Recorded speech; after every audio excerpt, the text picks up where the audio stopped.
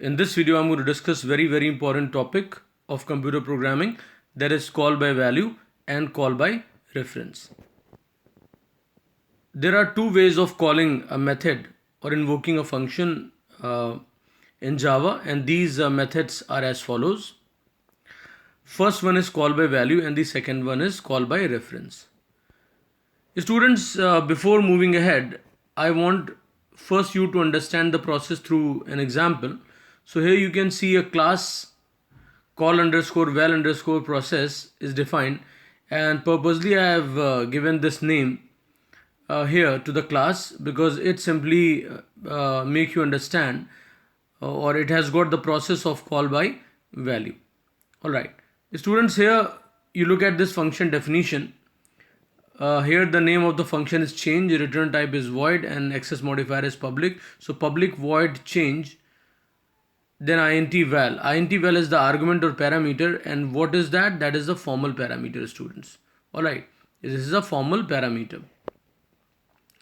Now students, here you see what is happening here, that this function is increasing the value stored in the val by 50. Suppose I pass here 1, so it will become 51, like that. Alright. Now students, we move to another function definition. That is again public is the access modifier, void is the return type, and call underscore change, and there are no parameters, so empty parenthesis is there. Now students, here I have got a variable declaration, that is int val equal to 5.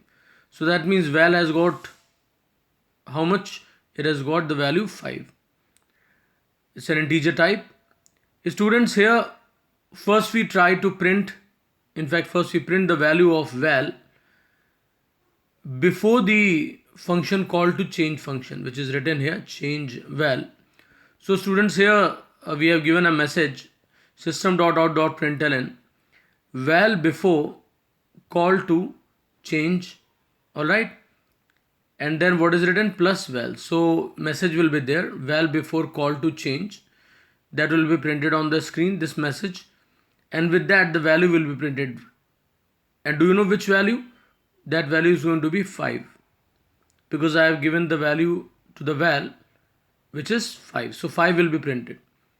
So that was before the function call. Now I call the function change, and I pass this val as a parameter through this function. What happens here, students? Val reaches here, and after that value is being increased by 50, and I have sent the value 5 from there, so it must be what? 55. Alright, it must be 55. Then the control is back here, and what is here? Message is there that val after call to change, and then value will be printed. And what we find here, that it again gives the value 5. Alright, that's a quite unique thing about it, that before the function call also the value was 5, because actually it was initialized with the value 5, but after function call to change, again the value is maintained, that is 5. Means the change which we had performed here, that has not been reflected back, means that's not becoming 55, that is still 5. Now the question arises, why that happens? Students, when we call this function change here, and the value is 5, because ultimately val contains what? 5. So a copy of this is made, so the copy is sent here. So the changes take place in the copy. What does it mean? Means two different memory areas are there. One for this, alright, and this has got another memory area. Alright, so the changes take place in the copy, not in the actual parameter which we are sending through this function. That's a very, very important thing. And this is what we call by value. All right. Normally, if anybody asks what is call by value, you may say when a function, we pass a value through a function, it is called by value. But actually, the sense of that is we are using this method call by val. So whatever the value we are passing, and the if the changes are made in the function where the value has been passed, these changes are not going to be reflected back, all right, to the actual parameters.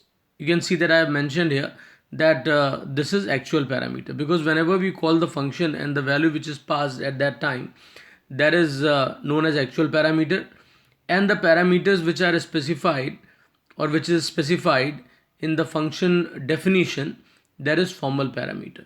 So students, what happened here? The changes made in that function, means this is the called environment, because this function is the called function change, and this is the caller function. Which one?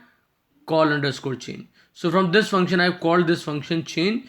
So change, through change I've sent a value inside a variable or the parameter val, and we have tried to change that. So here that is fine. If you write a print statement here, so you'll find the value is 55. But when we get back to this area where actually val belongs to, so their changes are not going to be reflected back, because the copy of this has been sent. Different memory area. That's a very, very important thing. So this is what I call, or what we call by value. Now students, I'm getting back to the concept. So call by value, what is that? In this parameter passing method, values of actual parameters are copied to the function's formal parameters. All right, very, very important line. And the two types of parameters are stored in different memory locations. This is very, very important. They are stored in different memory locations.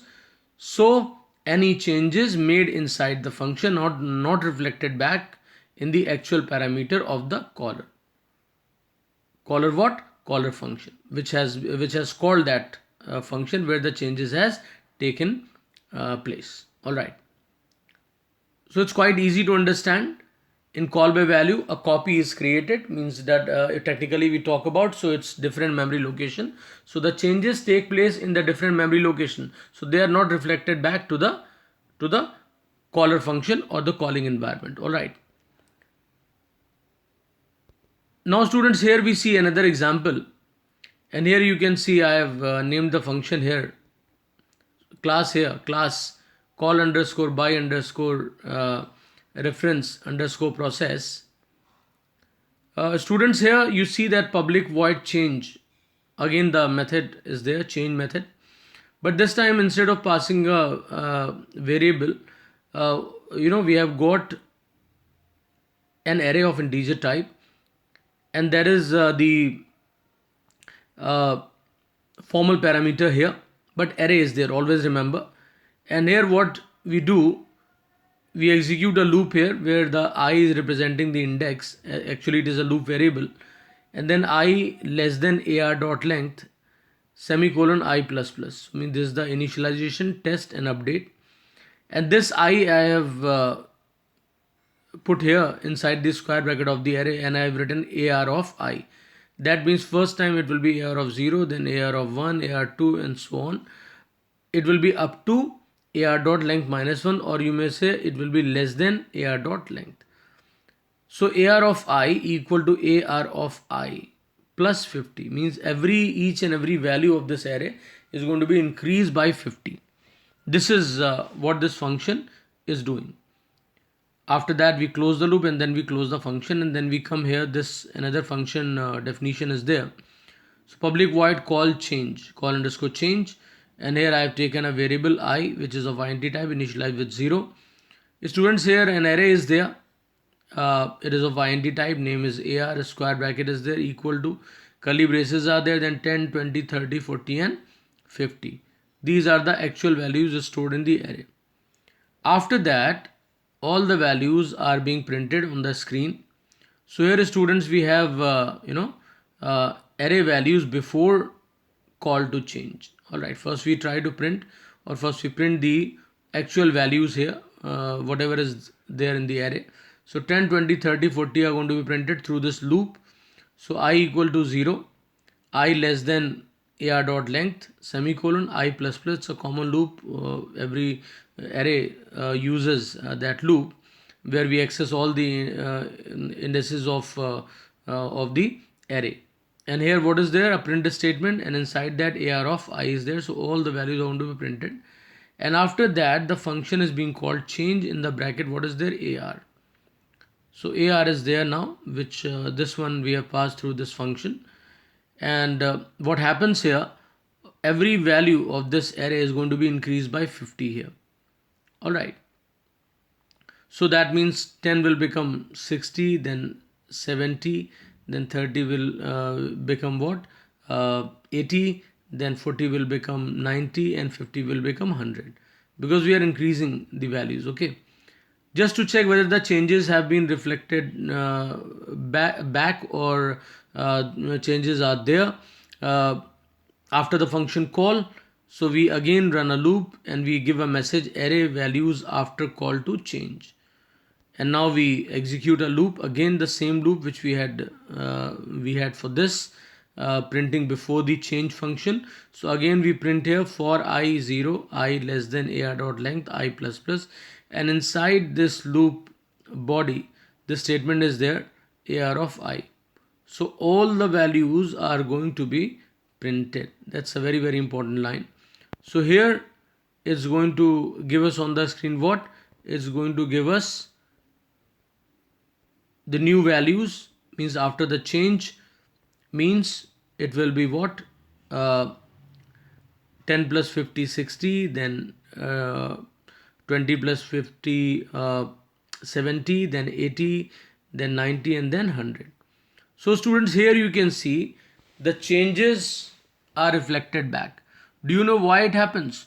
Because when we pass the array, this is not the actual values. Here we pass the reference. Because when we create array, so array is a reference type, students. Right, reference is all about memory address. Okay, so whatever the memory address is there, that is available to the function which is increasing the value. So no copies are created. Actual memory addresses are being accessed of different array elements. So this is call by reference. In the call by references or call by reference method, the changes made in the called environment are reflected back to the calling environment, where means to the actual parameters. Right. So output is here, students, will be what? Original ones were 10, 20, 30, 40, and 50, and the output will be 60, 70, 80, 90, and 100. Students, here I am telling you the definition of call by reference. In this method, or in this way of calling a method, the actual and formal parameters refer to the same location. Alright, so no copy is created. So any changes made inside the function, which function? The function which has been called, are actually reflected back in actual parameters of the caller method or caller. I hope everybody has a clear idea of this. Thanks everyone.